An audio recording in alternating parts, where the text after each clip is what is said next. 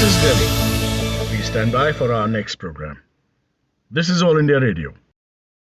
In our national program of talks tonight, we bring you a panel discussion entitled When Action Follows Heart. The panelists include Ms. Rachna Malik of the NGO Givers for a Cause, Ms. Sheetal Agarwal, founder of Clownselors, Ms. Anchal Sharma, founder Meals of Happiness, and Suchinto Chatterjee, media personality who initiates and moderates the discussion. A very good evening. Welcome to the National Program of Talks. The focus tonight is to share a conversation with three great Samaritans whose actions fit into our topic for tonight. When actions follow the heart. I take great pleasure in introducing these three persons who have actualized the statement made by Martin Luther King. Somewhere along the way, we learn that there is nothing greater than to do something for others. To my left is Rachna Malik.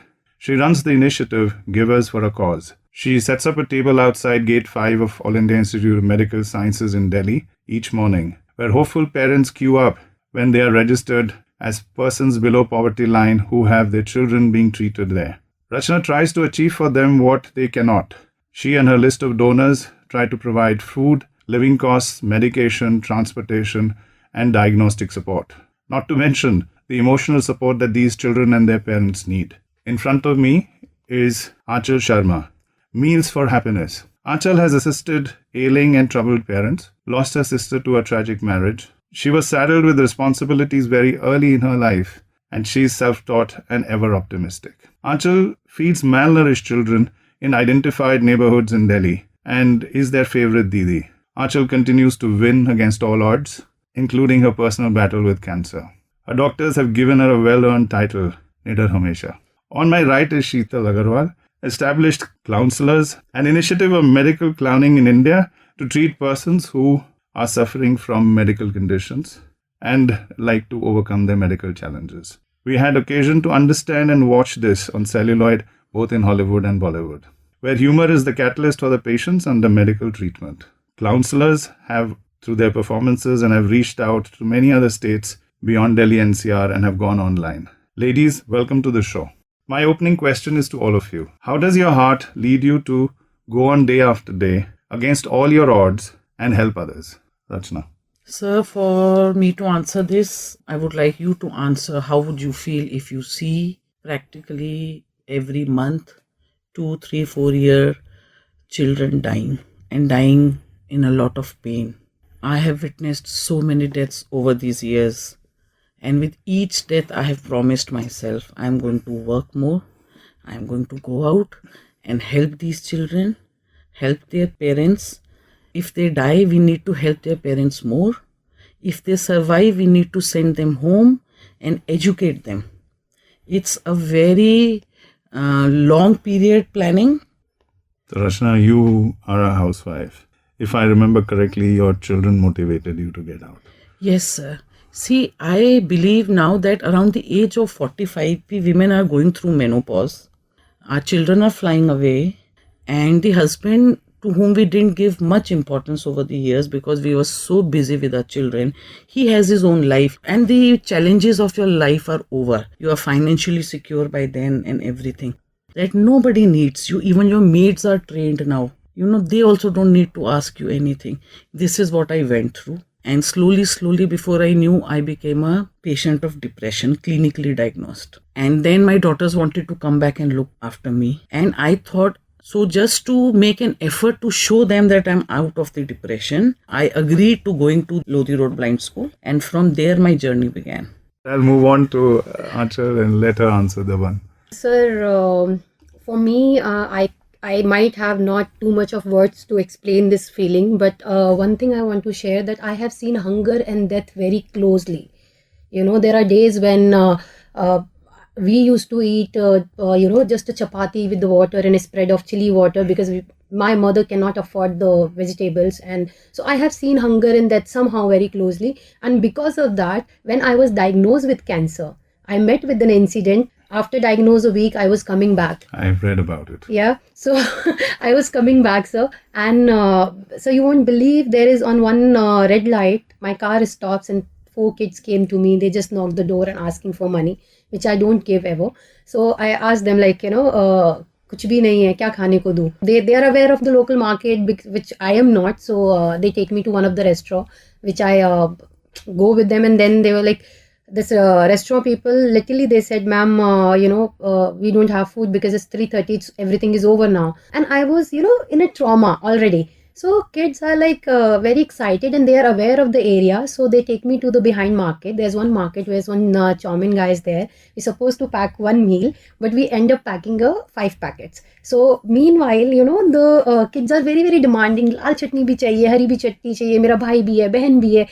During that event, you won't believe that 20-25 minutes of the time, I forget that I was diagnosed with the cancer. That day, I found a purpose of my life, and that was the only thing which I never forget. And I'm keep moving with that thought that God chose me at the time when I don't know about my own livelihood, like I'm going to survive or not. So there's a purpose in my life which always make me move, moving forward with the cause. Wonderful. Sheetal, you had a career in teaching. Yes. How do you balance everything and what kept you there? Okay, so I think my heart is where it all started from. I was obsessed with smiles, and when I read about medical clowning, the idea was let's do something which gives a purpose to a smile. I always felt that smile has great powers, but I didn't know of medical clowning then. Went for the first time to a hospital. So like Rachna and Anchal said, that when you see so much pain, there's so much that you learn. But then imagine making a child in pain smile, and their parents crying and saying, our child has laughed after 7 days today, and they can't stop crying because they're so happy. And after 5 hours of clowning, when I got out of the hospital, I couldn't stop smiling. And I think that motivates me each day, because every time we clown, we come back with so many experiences, and also how perspective matters. One is when you look at pain, the other is you look at those smiles and you actually come back with a bundle or bag full of smiles. Wonderful. So I want to find out about how each one of you, right? How do you go on? Each day is a challenge, right? Answer as you please. Please, there is no sequence.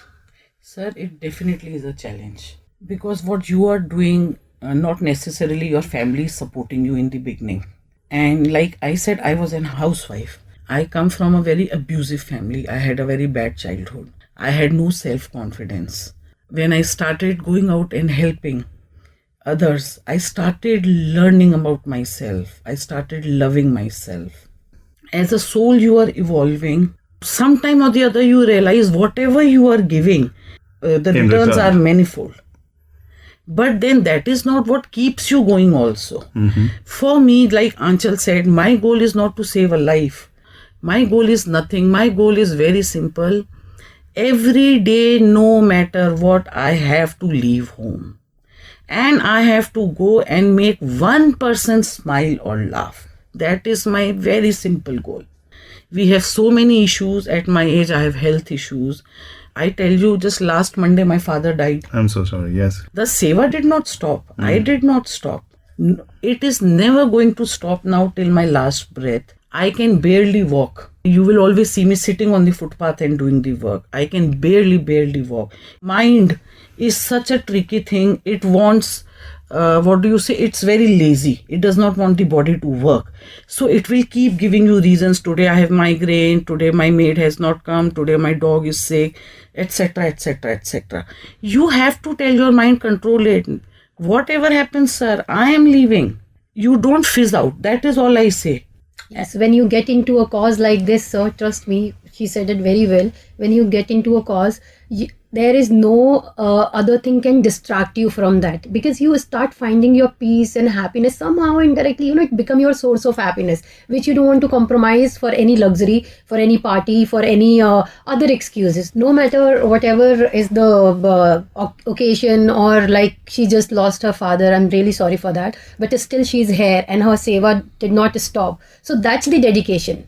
People are doing party like anything. If I call them 10 times in a party in a month, they will come and they will, spend easily 1,000, 10,000, 20,000 rupees, and they don't regret. But if you ask them, come forward, please, your 500 can feed even one children for a month or for 15 days. trust me, it takes a toll on your head to convince them for months and months, and still no one convinced. So this is the challenge which we faced in the ground. And as Rachna ji said, volunteers, they come, but they come with the mindset they'll go in the office and they'll work on computer or make some creatives and go back home. So I'll let Sheetal say something. So we'll go back to your question. Like, Yes. what's the knock? Yes. Once the knock is there, you have called on the knock. Yeah. You answered Same. the knock Yes. and you've opened the door and you stepped out. Now what happens? So Clownselors basically is a volunteer-based organization. It runs completely on voluntary basis. And of course, the first challenge is getting the volunteers. But I would say we've been lucky. We've got volunteers. Mostly we have volunteers. And one thing that I knew was that clowning cannot be forced. I can't pick people and say you clown. It has to come from your heart. So I'm very clear that I'm not doing anything for others. What I'm doing it for myself, because what I do gives me so much happiness and is healing for myself. It's not just healing for the ones who we are doing it for. Of course, challenges, it's also about the outlook. Either we concentrate on the challenge that, okay, we are not getting the hospital permissions, people don't treat us right. I get to hear from so many people, why did you study so much if you wanted to become a clown? Why couldn't you continue teaching and take it as a hobby? But why can't we take up a path which is not so easy or which is not so acceptable as a career is a question. And that is how I left my teaching job in 2018 and became a full-time clown. So of course it has been a challenging journey, but much more enriching than that. Mm-hmm. So on enrichment, I think each one of you basically is saying that there's so much of satisfaction. There's so much that I'm taking away that I am so happy to give. Is that understanding correct? Yes.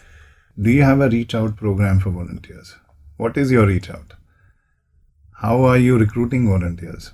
So, sir, I'll tell you here, we are trying to give talks in lots of schools and colleges. We try to first make them, introduced to the cause, like what we are doing and how we are doing and how you can support to the cause, because here everyone wants to support the cause, but they don't know the right way of supporting the cause, you can say, because some of the people think that, if I want to help someone, that help should be big. Unless they don't spend thousands of rupees or maybe lakhs of rupees, they cannot help anyone. But my simply belief, which we convey also others, you don't need to associate even with the NGO to support. If you want to support, if you want to contribute into a goodness, if you want to contribute to enhancing someone's life, you just start from your own household. Anchal, so therefore the question was, A, we need to have a program, how we will have volunteers ready, right? Sir. Today. How do we attract them? Because let's accept there is a minor percentage of people who, like you, will have the motivation. Right, sir. So you reach out to 100, maybe 1 or 2%. maybe one or people two come. if you are Yeah. lucky.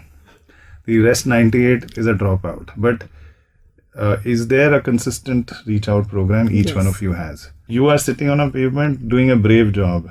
Sir, I have a program. So let's talk and hear what is the program, how does it roll Sir, out? just before COVID happened, Mhm. I had made a program for school going children, Okay. because I believe if children start doing what we do now at an early age, then they would be doing wonders by the time they reach my age.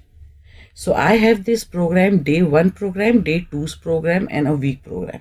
I started with Indian School of Hospitality in Gurugram. I keep going to schools and I keep telling them, if you don't want your children to go into drugs and alcohol or anything else, we have to just make them realize how important this body is. And for that, bring them to me. If they see, once I had a patient whose both arms and both legs were amputated, he still wanted to live on. These children need to understand they have so much going for them. Little problems everybody has, but financially they are secure in everything. We have to make them understand they are a very blessed group of children. For that, bring them to AIMS or take them to any government hospital. Let them see how important this body is. Sadly, then COVID happened and these schools closed down. So if schools are ready to adopt something like this, all it needs is, I guarantee you, bring your child to me. He or she will not go the same back home. Guarantee you. So, like I said, Clownselors is run completely on volunteer basis. So, when we started, it was of course word of mouth. and we started with 5 volunteers, and then we thought that every volunteer can bring in more people, and we reached out to more of friends. As we started scaling up, of course, since I used to teach, that came in handy. So I started announcing in my classes that you're most welcome to volunteer. So they started coming in, and then friends started coming in. Then we, of course, started running campaigns on social media, seeking volunteers. And everywhere we are doing interviews or radio or any media channel that has covered us, we have talked about how you can volunteer with us. So we have a simple process wherein one can go on our website and fill up the registration form. It will take not more than 30 to 40 seconds. And then we'll reach out to them through email, telling them all the details where they have to come. And on the day that they join us for clowning, we have a proper orientation and training there. And that's how we go about it. Now we have also started doing partnerships with different organizations wherein we are either collaborating in terms of getting more volunteers or doing some kind of talks or awareness programs, and then in the end we call out for volunteers. The question is, volunteering we know is a challenge, and of course every one of you is reaching out. I'll give you 2 questions. I hear only children being talked about. So, but were you a credit card company, you would not be looking at children. You would be looking at the spenders. Why aren't you going after the spenders? Part 2, each one of us has a finite shelf life, right? There has to be a succession program. Are you thinking about one? What happens beyond each one of you? My main contributors are housewives. They don't know how to mail, they don't know how to do Paytm, my age group. But most of them, they are giving us funds to help others. All right. Secondly, I know Anchal Ji, I know Sheetal Ji. I believe in inviting other NGOs come and work with me. That we are not competitors. I am not afraid if you come to my place and meet my contributors. Sorry, I'm going to stop here for a minute. I meant succession is a plan. I am coming to that also. And volunteering also at different age groups is a plan. I am coming to that also. So suppose Sheetal Ji or she comes to me, Anchal Ji, and I have 10 guests that day. I am not afraid they will mingle with my contributors. All right? Yeah. Because I truly believe, and I keep saying, don't come to only give us for a cause. There is misery everywhere in India. You stand on the footpath, you will find somebody to help. All right. You asked about succession. And I have zeroed in one NGO who I think are doing a very genuine work with children. Secondly, I have found a girl I am training since the last 6 months. Wonderful. With the thought that after 5 years, I am going to go away and you are going to take over. I hope you are still there. We want you there. So, but yes, I agree. That's the way to look. Saying if I was not there, one person cannot run the cause, so we need people around us, and we are feeding with that. We are trying to feed people with that shield. And I have been looking for somebody for the last 2 years since I got this center, but finally, 7 months back, I found this girl. So I am training her with that mindset. And one last thing, when I say women are going into depression, I also believe if Rachna Malik is looking after 10 patients daily, if I create 10 more Rachna Malik, then we will be looking after 110 patients. Correct. All right. I have a group of women whom I have trained. And as I train each one, I give them a specific path. Like one friend I have trained, now she's a friend, she only looks after kidney patients because kidney medicines are very expensive. Then one person I trained, she's my best friend now, she looks after the administration in AIIMS. So like this, I have created a group, I have trained such women, and now they are training other women. It is an ongoing process and it's a beautiful process. So for a change today, I feel men are in minority inside the room. And I want to ask Rachna ji, why aren't you training men? You can get a volunteer in me. I'll talk to you after the program. What's your program? How do you go to diverse group of ages, people, cities? How do you think this will continue beyond you? Sir, I'm trying. There is no age group for us, honestly, who have a zeal to work for others. That's only matter for us. We are try to reach out to the spenders. And same problem as I discussed before also, we are facing the same issue there when we reach to them, and it's again very difficult. Either they want to contribute with the NGOs who are giving them name and fame, right? Cover in some newspaper, cover in some social handle. They are going for that, right? Or we are reaching to a people who are like age of 35 to 40, who are the major spenders, I would say. These people also don't want to come forward. Mentality need to be changed. We have the Clownselors. How do you change the mentality? Okay, so I think one thing that I've learned in the process is that let's not start from the crisis point of view. Let's say that maybe our way of reaching out is not right. Like for us, we have volunteers from school students. We have to limit the age group 14 above since they are immune to infections, but from 14 to retired teachers. And right now what we have seen is that our major chunk of volunteers are actually working professionals. And that is also because they are trying to look for a kind of stress release for their own selves. And also this feeling of giving back to society, not in terms of just money, but also time, is slowly coming back in. So I remember there was a time when I used to think that we are not getting enough volunteers and we can't get it. Just 2 months back, we were put into a challenge that this was a goal for us, that we have to get 100 volunteers and they should do 600 hours of volunteering in May, June. And we actually could cross the goal in about a month. And we went to Kashmir, which was my dream project. And when I thought of Kashmir, I was thinking, I will go to Kashmir, do clowning, come back happy. But then this goal changed the whole perspective. I went there, trained school students, went with them to disability centers, went to bordering village where a man said, I am laughing like this after 12 years. Could you imagine? Like, of course, it was a change of perspective. And then we went to Kashmir University, that their students started crying, saying, we've never even thought of self-love. So it's not limited to just Delhi. We've done it in Bangalore, Bombay, Hyderabad, and many other towns also.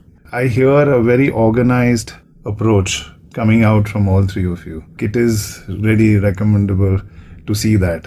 You know, she has somebody looking after admin. I know everyone who is on the social media has to manage that handle. Of course, we have to deal with biases. Bias is very hard to take away. What is interesting is younger people do have much more optimism. I also agree. They are anyway the future.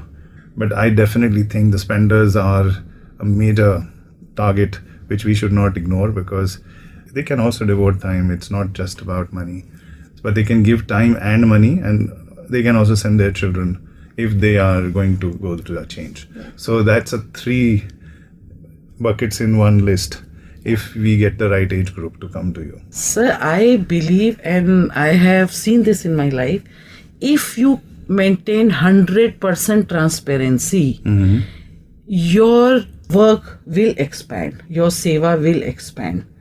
As a rule, if even you give me 100 rupees or 1,000 rupees or a lakh of rupees, you are going to get the picture and the bill of every patient, every rupee spent on whom. If you maintain that transparency, you need not go out and look for anybody. They are looking out for people like us. And as a rule, anybody who is living in Delhi, I don't take their contributions if they don't come and visit us once.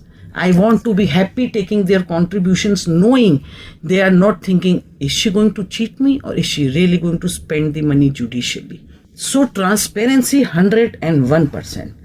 Fair point. I think I want both of you to respond to it, because I don't think so any of you has an issue on trust. But do you think donors in particular are more comfortable if there's a transparency? Yes, sir, they do. They do so. And I'm completely agree with Rachna ji that, you know, if you maintain a transparency, donors will come.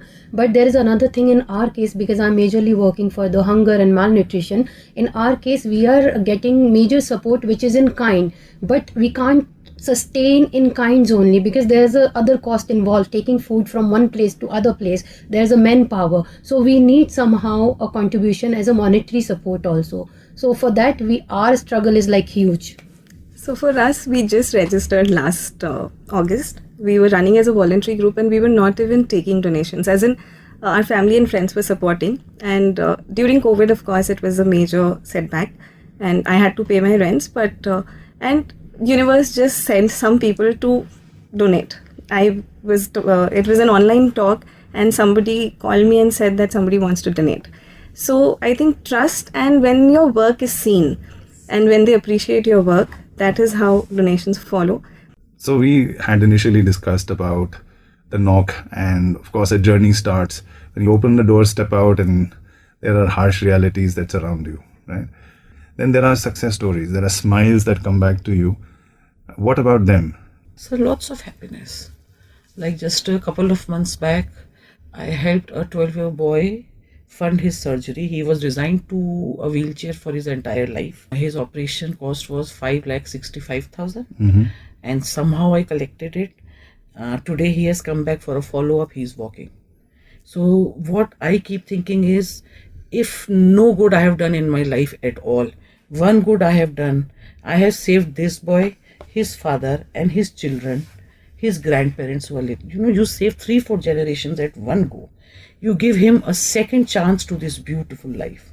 Money does not matter, status does not matter, nothing matters once you are in a true relationship. So in this human network that you are building, what are your wins that you're seeing in return? This is for you. Last year, a lot of things happened. So I had a session, and just before the session, my friend called that her brother passed away. And in 5 minutes, I had to start with a laughter session. My dad had a heart attack. I was clowning. I didn't even know about it.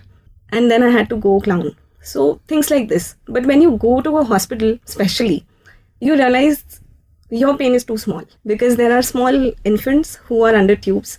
And when you go and hug their mothers and they smile, it's precious. And when the mothers trust you, I mean, there was this one incident wherein there was a mother whose daughter was in coma, 13-year-old girl. And obviously, since she was in coma, we couldn't interact much. But she was seeing us every Saturday. And she one day said, why don't you do something for her? I was taken aback that what do I do for her? I started talking and doing things. The maximum touches that we allow is a handshake or a high five. So I was touching her finger, and her mother kept saying, see, Appa has come to meet you. So the second time when we went and we were clowning for her, she moved a finger. After 3 weeks, she opened her eyes. Anchal. Sir, I would like to share here experience of my life, which give me actually lots of strength, I would say. There is one girl from, this is my achievement. So there is one girl from Bangalore, from one of the slum. She approached me via some NGO that, I want to pursue my PhD. I have completed my graduation somehow from some other NGO's help, but now I don't have a support. So can you help me out? And trust me, at that time, I don't have that much of fund. And it's always happened with me, I was just like, so it's like, okay, I can help you. I can help you out. Don't worry about thing. I don't know how much money it needs, but I'll try my best to help you out. And you won't believe, sir, I was praying to God. I don't know how I'm going to help her out, but I genuinely wants to help her out, because I myself, I'm a dropout from government school from 8th class. So pursuing someone's dream, it gave me lots of peace and happiness. And I give her initial amount, which is 25,000. And then I tell her, I'll take care of the rest of, you just start with this. In that college where she applied, her placement was on top. After 2 years, she completes her PhD. She sent me a letter early in the morning. I receive around 8 o'clock, and I was full of tears. A person who have always dreamed about education, and someone because of that pursue or complete her education, it's the biggest achievement for me. So Rachna, Anchal and Sheetal, I wish I could talk to you all day and night because it is so much to learn. It is gratified to even talk to you, right? But we have constraints of time. Yes. So a big thank you for joining me in the Akashvani studios tonight. Listeners, thank you for tuning in and being part of this national program of talks. I'm sure these three wonderful guests have encouraged us to move forward and contribute in our own unique ways. When actions follow the heart. Till the next edition of National Program of Talks, here's wishing you all good health, great action-filled life, and a good night. In our national program of talks tonight, you were listening to panel discussion entitled When Action Follows Heart. The participants were Ms. Rachna Malik of the NGO Givers for a Cause, Ms. Sheetal Agarwal, founder of Clownselors, Ms. Anchal Sharma, founder Meals of Happiness, and Suchinto Chatterjee, media personality who initiated and moderated the discussion. Produced and presented by Naveen K. Gupta of All India Radio Delhi, this program came to you from the Delhi station of All India Radio.